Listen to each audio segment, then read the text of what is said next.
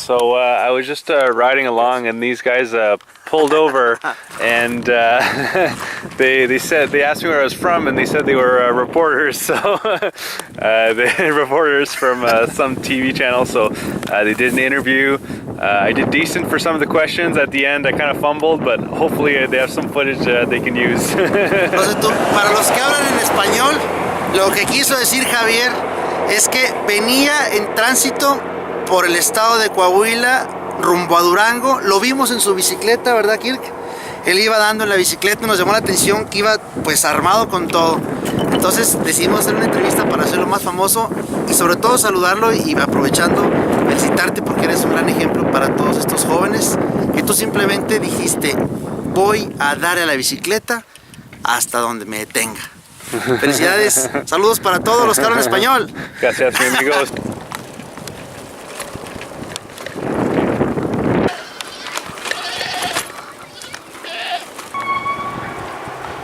It's a nice little town. Good chat with a little boy about places to camp for tonight.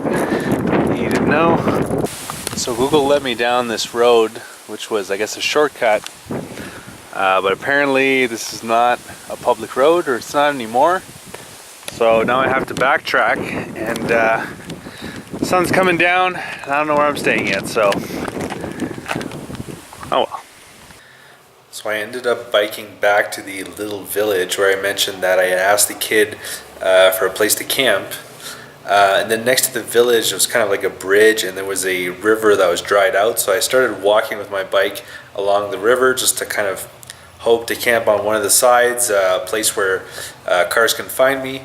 And then as I'm walking through the river, I hear the kid and then his little brother screaming. They're running after me, and from what I can understand, they're saying, "Oh, you can stay at my house." So I thought that maybe he'd asked his parents or something, and then instead he just brings me to his house, and then in front of his parents. And I wasn't, I was fine with camping somewhere, but and then just kind of left me there to explain, I guess, that I was, to kind of propose the idea of staying at their house, even though that wasn't really my intention. So they had a kind of second house that I guess where they used to live in, and then they built a better one, or they have one in the back. So I ended up going there. They asked me if I wanted some food. I took it, I ate it, but then when I was going to bed, the kid comes back and he said, "Oh, we need money for the food." So I only had 100 pesos, so I gave them that. I didn't have any smaller denominations, so they ended up getting, I guess, 100 pesos for that meal. So that was kind of cool, but then, I didn't end up really sleeping that good that night, just because I don't know, I was a little bit, I guess, weirded out by some of the stuff that happened or something. And then, it was the next morning, so it was time to get breakfast and head back on the road. Day 2. Had a pretty good breakfast. A little bit of egg, ham, and beans, the usual. Some water and coffee. It's a nice place. The little restaurant was packed. Had a good time chatting with the locals, or at least trying to. This morning, my tire was looking pretty flat. Put some air in it. It seems to be holding, but hopefully it'll keep holding for the duration to Durango. Not a dog. Here.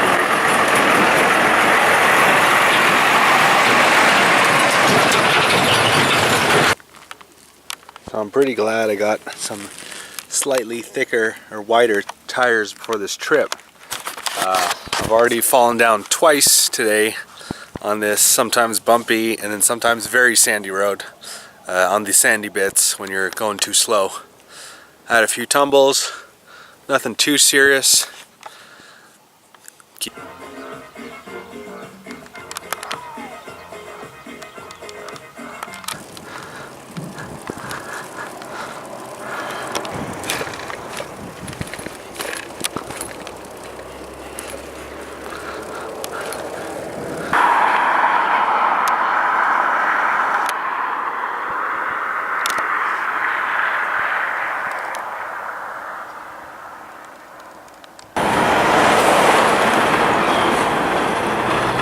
only at the top.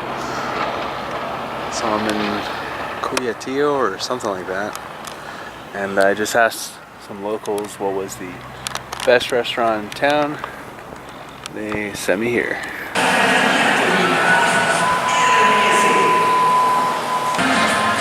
Lunches Asada steak sandwich. That sandwich I just showed had the aforementioned steak, jalapenos, delicious fresh bread, peppers, lettuce, tomato, and some tangy mayonnaise. It was super delicious. Definitely gonna get it again, so I'm gonna remember lunches. And that was the first time that I was eating uncooked vegetables.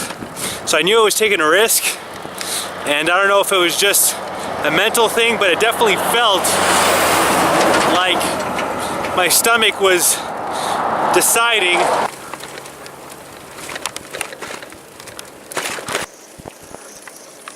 So earlier this guy pulls over in front of me in his SUV, and he takes out a Sprite and puts it out the window, kind of as if it were a Sprite commercial, which this is not. Sprite is not my favorite soda, but still good. And yeah, and he hands it to me, talk a little bit, and he goes off.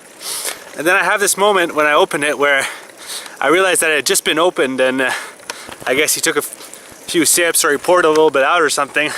Where this moment where I was like, should I drink this? Because it's already open. And, you know, that's the result of fear.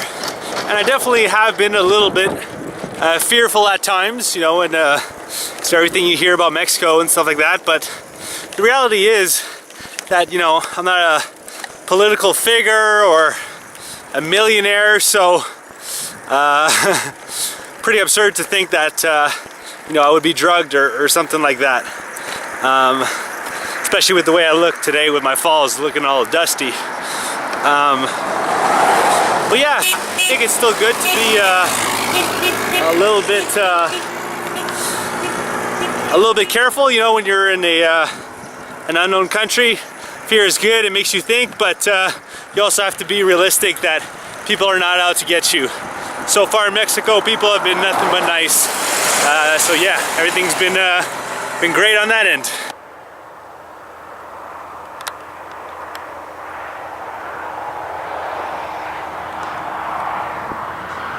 Really turned into a dirtbag today.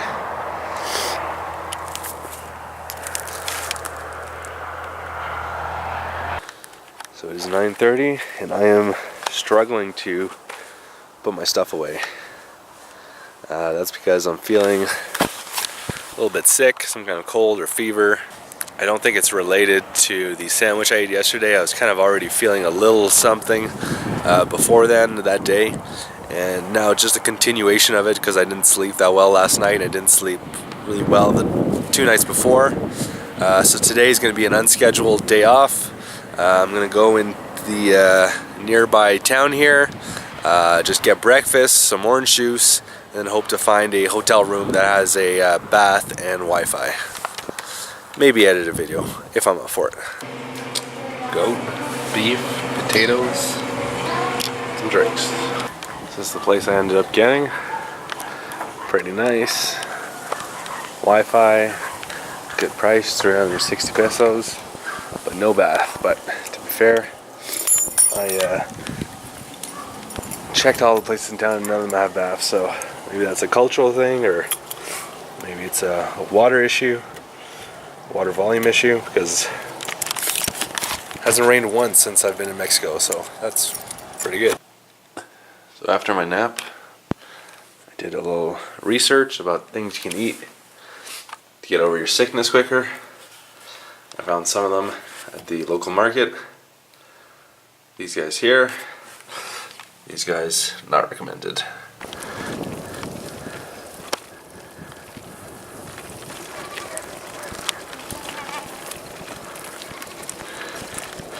Hola.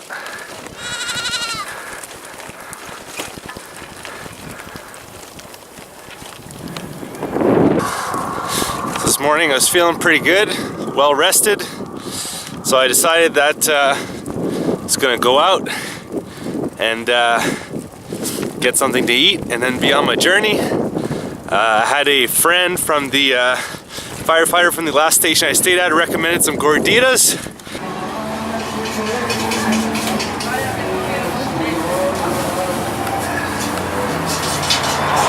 And those were really good.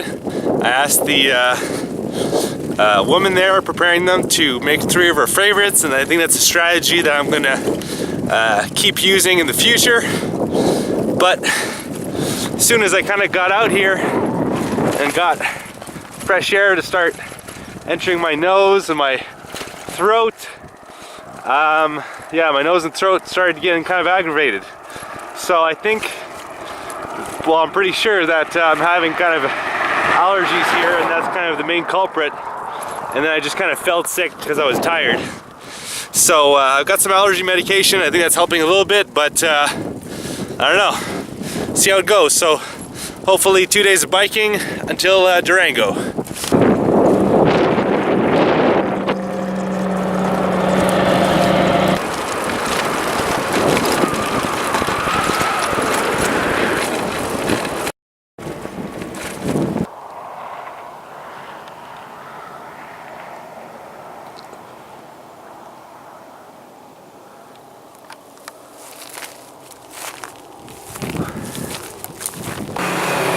Not a good scene.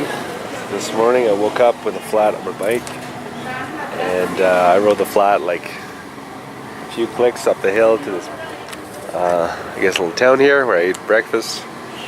Then upon trying to fix my flat, I cut my finger pretty deep and right on the joint, so I'm probably going to need to go to the hospital in Durango to get some stitches. So while I was standing there being dramatic about my finger, this guy who spoke Spanish offered me a ride to Guadalupe, Victoria, which is like 20 miles in the direction of Durango. So that's good. So I got to fix my bike here, then get a little pump at a local bike shop. So I've got a fighting chance of getting to Durango today. So I'm not going anywhere fast. Riding really slow, not by choice, but because the Libre highway, so the free highway, is in really bad shape. A lot of holes and stuff like that, so it's very hard to navigate. So I'm moving really slow, and I'm not even going to try for the toll road, which is Quota here, because I've already tried that I think 3 times.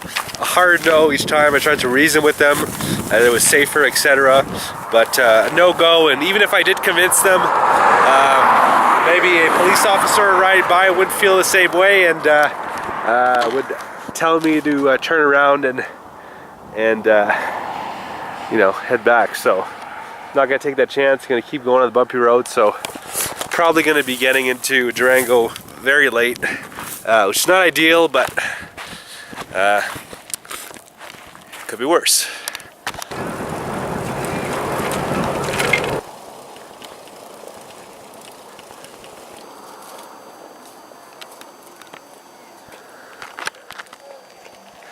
Alright, so I'm a little bit over an hour from Durango, super tired, so an hour and a half, and I just asked for somewhere to camp, but they gave me a tip on a hotel that's apparently 120 pesos, so that's like,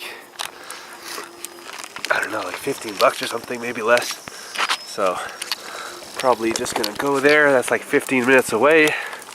Now it sounds kind of silly to not just go an extra hour 15, but well, that's hour 15 of Google time. Me being this tired, it'd be like easily 2 hours. And then I would have to try really hard to understand and speak Spanish with a bunch of new people for at least 2 hours. So I'm gonna listen to my body and go to bed early so I don't get sick. So as per usual, someone's estimation of how long it takes to bike somewhere was 100% off. She said 15 minutes. It's gonna be at least half an hour. That's all right. So I asked a guy for directions for the hotel, and I think I followed them according to what he said, but not seeing a hotel anywhere. So I'm basically biking around poorly lit streets at night in Mexico. Safety tip for Mexico: don't be alone in poorly lit streets alone. Naranja en la mañana, don't mind if I do. So I eventually find the place, and this older man kind of hunched over, walks over with a stick, and so I ask him in kind of an inquisitive manner how much the room was, and I don't know if the rates went up or if he just could just see high enough, or maybe just my Spanish isn't good enough. It was 200 pesos, which completely fine. Still the cheapest room I've had so far. Yeah, I might have even felt bad paying 120. Yeah, but it is a the bed's. I undid the bed. It is a 12-hour joint, which means I have to kind of get up a little bit early tomorrow. But it is much better than the other 12-hour joint that I stayed in Monterey. That one was pretty disgusting, but this one seems fine. So hopefully get a good night's rest and Durango tomorrow. Scratch that. I actually remember seeing a taco stand that was very happening. So my rule of being out alone at night in Mexico gets overridden by my more important rule that if you see a food stand and there's a lot of locals there, you must eat some of that food.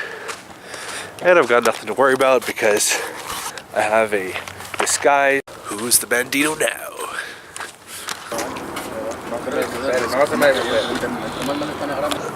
Those tacos were delicious. I got 2 beefs and 2 of something, I don't even know what it was, but it was delicious. And I need some allergy medicine, even though I'm more allergy medicine than man at this point.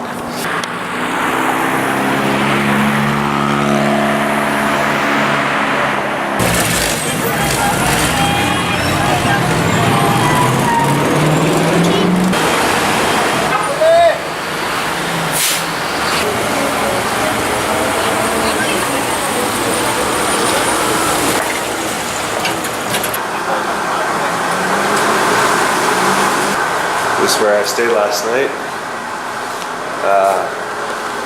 I thought I was coming to a fire station. I knew I was coming because I had stayed at one in Matamoros, and they told me to come here, but they didn't know that guy, and they didn't really have room to stay, but well, at least in the bunks, so I stayed here. But they were really nice and it was really cool. So, thanks to them. Muchas gracias, amigos. Nada, Javier, que tengas buen viaje. Dios te bendiga y mucha suerte. Cuídate, hermano. Gracias. So I hope you enjoyed the journey, bike packing from Torreón to Durango. It was a tumultuous segment in the journey, but those are often the times that you remember the most, and I definitely enjoyed it through all the ups and downs. When I was in Durango, I visited just kind of the city, and I did a separate video of the kind of downtown area. And then next up I'll be bike packing to Mazatlan, and that's definitely something you don't want to miss. Probably some of the best footage I've gotten for this trip yet, so look out for that video. And yeah, so all this is part of my bicycle tour from Canada to Argentina. If you want to see more of where I've been and things I got up to, check out my website, followthehumoftheearth.com, and you can subscribe to my channel. Hope you enjoyed. Have a good one.